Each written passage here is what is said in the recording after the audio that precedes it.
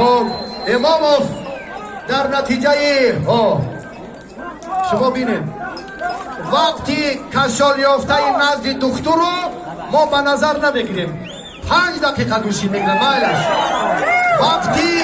کشال داده رو به نظر نمیگیریم اگر شمس لایوف چهره برجسته میدان پرتافت از بین باشد و حرکتی آخرین بیرون قبول تشکر گیره ای بچه 165,000 این مرحله حساسی که همه افسوس میکنند طالع بلندها حالا در میدان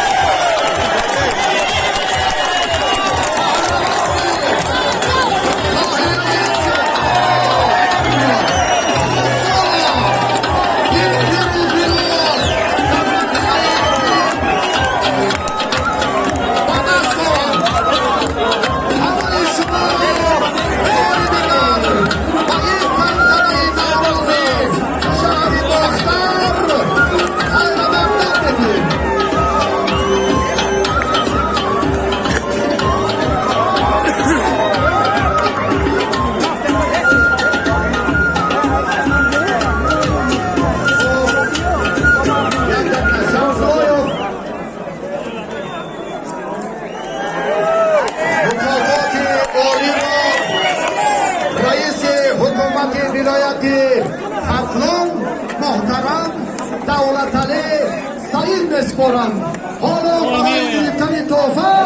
همراز رجب سفربان سید نوردین پیگیری لحظه سمتی مرحله حساس باشید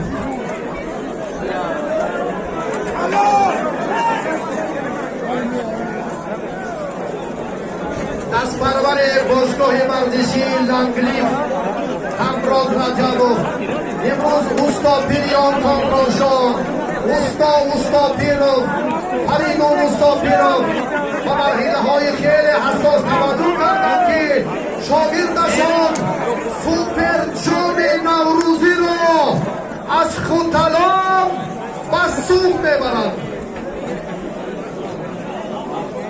این پیروزی را باری دیگر با همراز رجبوف تبریک میگوییم